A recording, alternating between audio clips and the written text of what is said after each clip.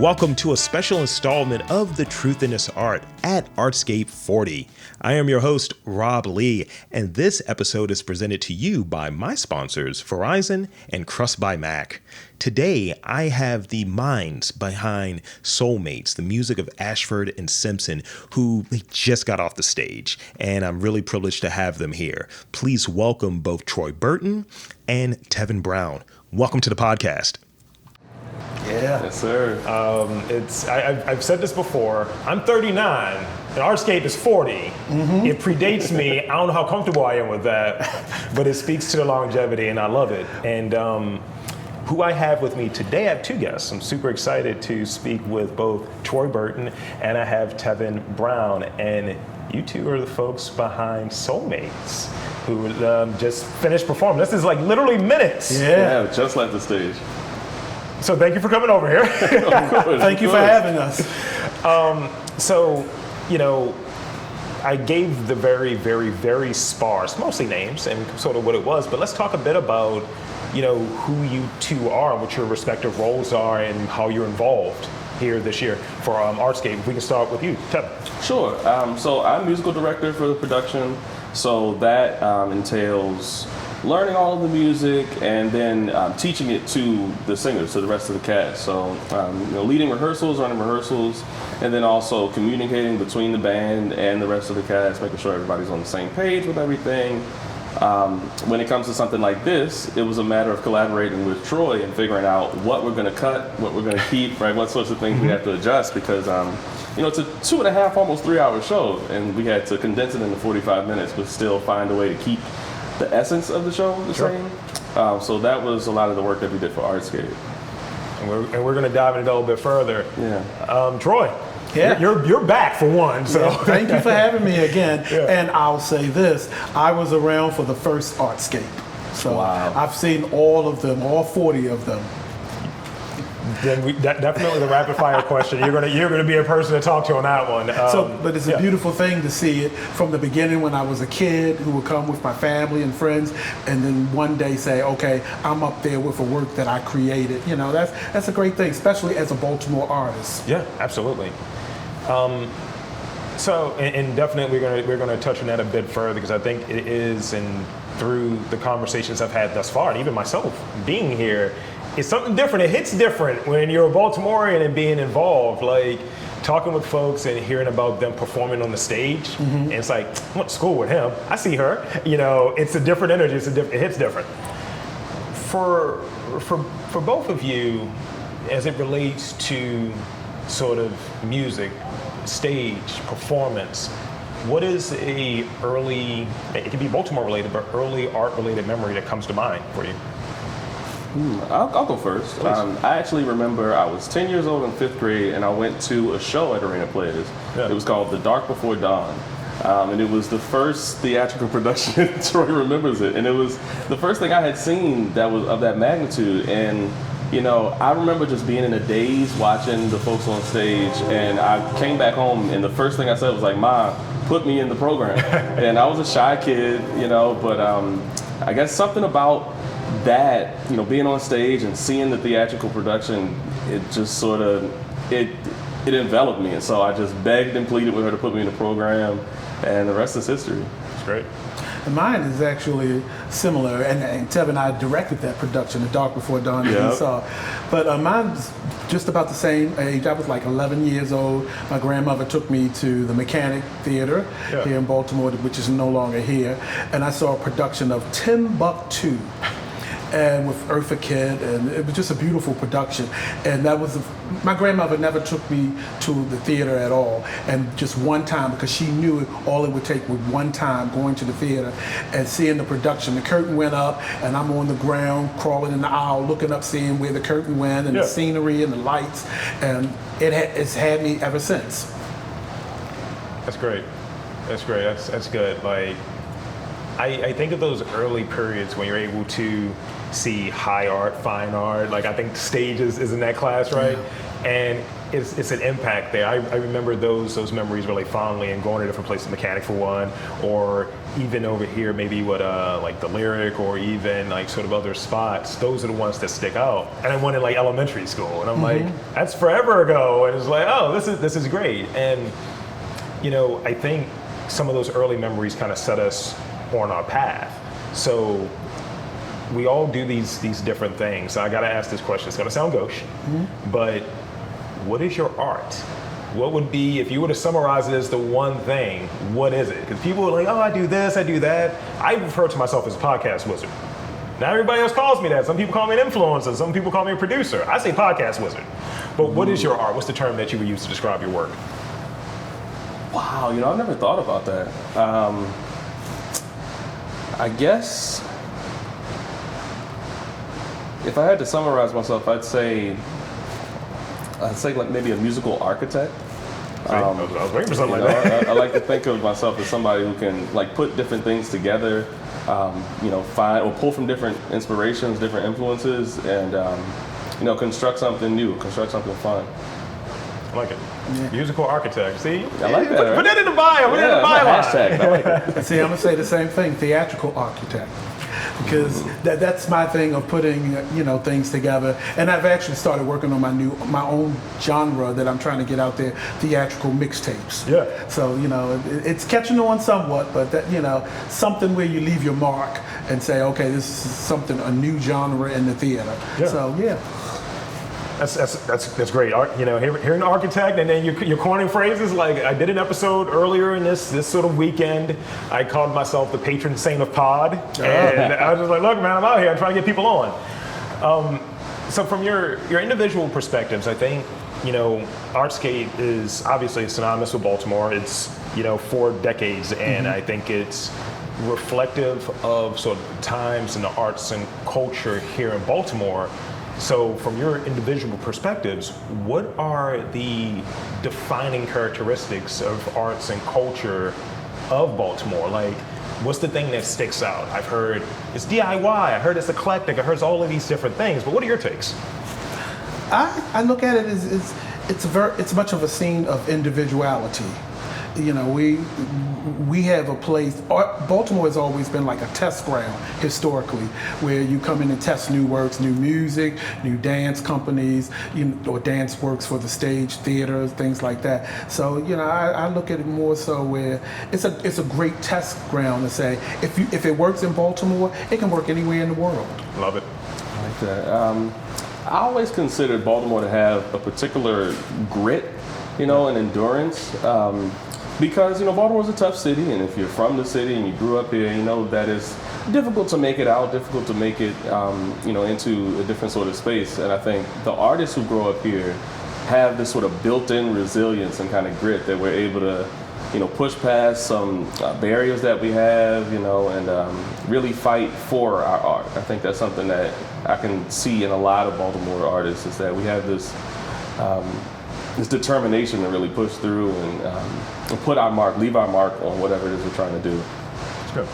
I agree with you. That's agree with both of you. So moving into, you know, going back into giving you guys that breather, right? Yeah. It's like going back into sort of, you know, the performance. Like I said, we're a few minutes removed from it. Describe how you're feeling right now. Give us that. Like, what's that feeling? Is it elation? It's like, well, it's done, number one. Number two, did the audience get it? And they got it. They loved it. They were exactly, because we were a little bit different on the main stage. You normally don't see a theatrical group doing something. And so in putting it together, we had to keep that in mind, that we were actually in rehearsal talking about what parts we're going to do of the show that's more from the acting script part as opposed to just the music, because we could have done that. But we decided to infuse some of the other parts. So that was like thinking of what parts of the script that we had to edit down because of time that would fit and captures the audience attention.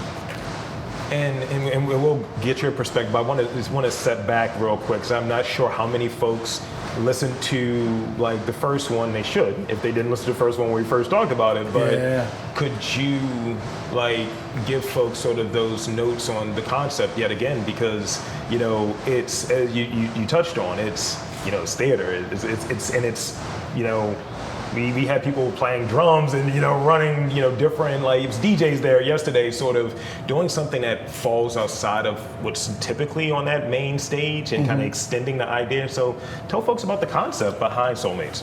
Well, Soulmates is a concept, I call it a theatrical mixtape. So it's just like if you were to listen to the mixtape, and then the subject matter is Nicholas Ashford and Valerie Simpson, two of the greatest songwriters from the American Songbook, who are not celebrated as much. Sure. You know, and we celebrate Paul McCartney and John Lennon a lot, but it's like, no, Ashford and Simpson is right up there with them, so we need to celebrate them. And so putting it together, it is close to a 2.5 hour, maybe some days 3 hours, depending upon how much the audience want to dance. It's a collection of their music, and what I've done with that, I've connected all of the songs that they wrote either through a series of love letters, monologues, or poetry that help to give you a feeling of the music. And it's also based on a lot of people in Baltimore, their love letters, their stories. I mean, there's even a story in the show about my own mother that she told me about how our family end up coming to Baltimore. So it gives you an evening of the theater with some history lessons of people from Baltimore, as well as a historical perspective of Ashford and Simpson and their songwriting and performance careers. It's wonderful. And I'm glad thank you for touching back on that, because, you know, folks listen, but it's like, that's Ramondo. Yeah. And we sold out 3 weeks at Arena Players. Yeah. So when we started talking about this and when we got towards the end, we sold out 2 weeks before the show even opened. Wow, congrats. Yeah, and not too many Baltimore theaters had something like that, where you can look at from Center Stage on down to some of the community theaters. Theater has been slowly coming back since COVID, and so we were honored to have 3 weeks of every sold out show, even to the point where we had to add a show. Oh yeah. And that was sold out too. Yes. I like how you do that. It's like, and also, right. just, not for nothing, you know. Yeah. So, what would, from both of your perspectives, what would be sort of that, you were touching on a little bit earlier, some of those key considerations, and I see it as this, and correct me if I'm wrong, an adaptation from sort of that 2.5, 3 hour like full experience to this is adapted for the Artscape stage. What were those considerations? And, you know, did you make sure everyone was doused in water before they went out there in the 95-degree weather to get it in? Well, thankfully, Artscape provided us with a wonderful green room that was nice and air conditioned. So I told them, I was like, you know, take advantage of this now. Like, sit, chill, enjoy the cool, because we're going out there. Yeah. And I think for adapting it to the Artscape stage, we were just trying to make sure that we touched a lot of the most popular songs, making sure that those stayed in there. And then also making sure that the theatrical part of the show was represented, right? Yeah. So we wanted to make sure we had some monologues, make sure that whatever we're adding, or whatever we're taking away doesn't necessarily take away from the story and the feeling of it all. So you know, we were able to keep most of them. We were able to keep most of the hits, I call them. I was waiting for you to say that. Had to bring them the hits, and then there was also some monologues. There's a little bit of something that we were throwing out that was like within a song. You know, we sang a little bit of a song and had some monologues inside of them. So I thought we did a good job of really condensing it, but still giving that feeling. It kind of felt like a party. That's what a lot of people were saying. I love that, and I'd be remiss if we don't touch on this. So, you know, I find that this whole experience, this whole weekend, and even the time that goes before it, because it's not like suddenly, you know, July 31st, we're going to do Artscape in August. It's like, you mean last year? In July of last year? It doesn't just happen, right? So I think collaboration, many folks are working together, and you two collaborated and built this out, right? So talk about how you two started working together and where we're at, because you were touching on a little bit before we got started. So if you could share, Troy, how did you two kind of start working together and coming to this stage? Well, I was working before Arena Players, their youth theater program, and Tevin mentioned that he actually came in and he saw a production. And this is a special thing. Tevin auditioned, however, he was too young to be in the group that I was teaching, but the director of the program, Catherine Orange, felt that his level of talent, he should be in the main group. Yeah. And so he didn't need to go to any remedial group. So she moved him right along, and because that group was like age 12 or 13 coming in, but Tevin was 10. So he came in and he easily adapted, mastered all of the acting, of course, great musician. So his skills were there, developing his talent. I think at that time, I remember us doing a production where I said to the kids, I want each one of you to do a 10-minute one-person show. Yeah. And Tevin brought his keyboard in, and he said, I got it. And so, and having to be creative and tap into yourself, things like that. And then I was with the UB Blake Cultural Center for a long period of time. And after he graduated from Baltimore School for the Arts in Berkeley, I brought him in. I said, Tevin, hey, I'm doing some things. I need an MD. And he started tapping into coming and helping me putting shows together as musical director. And then this is my go-to guy whenever because I know he's going to take care of business. He's going to pay attention to the details and the quality. He's going to make sure that we have nothing but the best come in the door. And if you're not so great, he's going to work with you in helping you develop that technique. So that's why, he's here, because we need that. So it's MD to MA, music architect. I'm gonna keep getting that over. I like it. Yeah. And with the Soulmates piece, I just had an idea. Arena Players approached me about coming up with an idea that we want you to do something musical. And they gave me the freedom to come up with whatever I wanted to. And I went to Tevin. I said, Tevin, this is what I want to do. And he said, okay, I'm down. And we did some workshops. And then the next thing I know, it's just like baking a wonderful cake. You have this bowl here, but then you start to add things in, and then add people and different things. And we just work well together because of our history. Yeah, I think it's history, it's relationships, I was having this conversation yesterday with one of the folks involved that's performing, and I'm like, I interviewed you. Yeah. And it's sort of, hey man, let me introduce you to this person.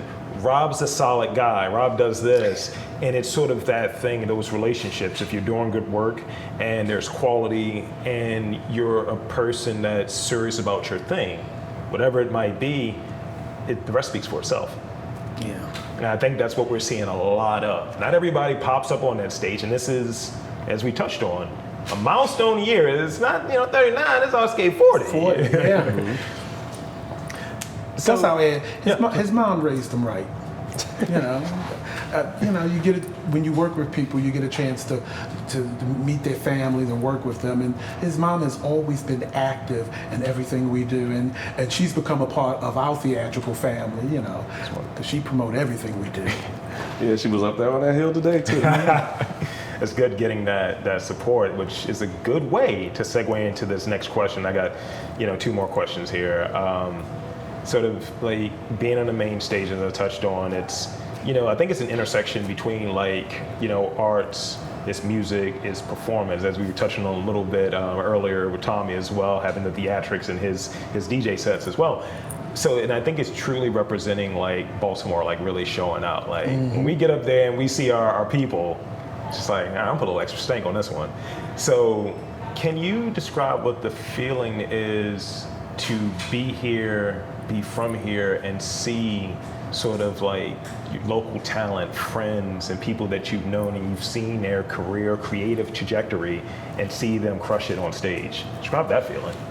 It's beautiful, man. I think the word that came to my mind as you were talking was electric. It feels really, really awesome to see so much of the local talent get an opportunity to showcase themselves. Yeah. For example, it was earlier today, there's a live stream of Artscape, and so I hopped on the live stream and I looked across the stage and I was like, hey, that's Justin, we're playing together later today. And the bass player we subbed together at a church somewhere, and I know the drummer from back in the day. And so it was really cool to see people who you've known, who you've worked with, get an opportunity to shine, a place where they can showcase their talents and be supported by their own. And that's a really great feeling. It's wonderful. And I want to say kudos to BOPA first and foremost, because seeing so many different artscapes through the year, I have a special feeling this year because I've seen more local artists on the main stages and things. The programming this year, in my opinion, was just top notch in terms of, okay, we're going to bring national and international acts in, but we're also going to make sure we shine that spotlight and give these flowers to our local artists who've been on that grind. So kudos to BOPA for that. That's a really good point.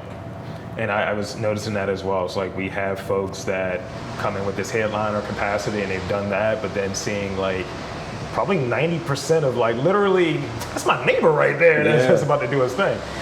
So this is the last question, last real question. Troy, you know, rapid fire questions are coming. But, oh yeah. What does Artscape mean to you from a macro sense, like sort of speaking on impact for the community versus both the artist and sort of the people who are attending? What does Artscape mean to you from that perspective? I think it's our opportunity to spread love and show love, you know, throughout the city. Like I said, Baltimore's a rough town, so you know you kind of come through some situations where maybe love isn't exactly as present as it should be, but we get a chance like Artscape where people in the community can come out. It's a free event. You don't have to feel, you know, pressured to be a specific kind of way. You can just show up as yourself. And then you get to see local artists. You get to see your neighbor or the person who rings you up at the coffee shop. It's like, wait a minute, you do music or you're in theater? Like, that's so cool. So I think that's a really wonderful opportunity is for the artists to be able to share some of what they do with the community and then the community to love back on the artists. Like I was looking out in the crowd when we were performing and there were people like, you know, pointing to us like, hey, you know, do your thing. And so this is a really wonderful feeling. Oh yeah, thank you. Yeah. Wow. I mean, I'll go back to saying that being around for a while and seeing all the different artscapes, it's something where we just really appreciate the diversity of what's here in Baltimore in the various genres and as well as just the artist community. Sure. You know, it's like it's the family reunion, it's the cookout for for us as artists, you know. And so that's my whole thing and to see that Artscape trusts the local artists to say, bring that major scale show to us because we're going to give you that platform. That's a good point. And we measure up. That's a good point. That's a really good point. And that's sort of it for the real questions. Okay. So the rapid fire questions, and here we go. You know how they work, you know, and as I always tell people, don't overthink these. All right, so here's the first one. Can you share your favorite Artscape memory? I'm looking at you first, Troy, because you talked about, I was here at the first one. What is your favorite memory? I'm just going to go straight to it because it has something to do with this show, Ashford and Simpson on this hill. Ooh, you know, actually seeing them, and I think it was like 1994 somewhere, actually seeing them and, you know, being a fan of theirs. So just knowing that I was able to bring their music, God rest his soul, Nick Ashford, but to bring their music here to the Artscape stage, that was a great memory. Also Ray Charles and Aretha Franklin. Aretha Franklin rode in so cool, and to see these legends who are no longer with us, you know, to see them come in and just ride down here, and Aretha just look out the crowd and say, "Hey y'all," and there's a photo I think in the Baltimore Beat that she says, she's like, "Hey y'all," it's like, okay, the original auntie is here. So and that's great. Because we get to see that. Yeah, that's good. And I remember Ray Charles. That's the one that sticks out for me. And we did a Ray Charles song that Ashford and Simpson wrote today. Yeah. Wow. So that's why this one was special because it's full circle moments, and then it was also passing the torch to the next generation. Love that. Please. Mine is going to be this one this year for sure. This is a wonderful moment for me. You know, to be able to musical direct the show. Be on stage playing and singing with my friends and you know, to be able to be on the main stage. This is my second time at Artscape. The first time was with Ball and the Jack. And that was fun. It was a good time. I think we were at the theater project for that one. But this takes the cake. I mean, being on the main stage, getting the opportunity to do that, then having my mom in the crowd, she keeps sending me pictures and stuff. In the middle of the show. Yeah, hey baby, right? I see you. Was your son here? No, he wasn't. He had a birthday party. But he can watch the live stream. Yeah, I think they did watch it. Oh, that's awesome. See, this is what daddy's doing. Yep.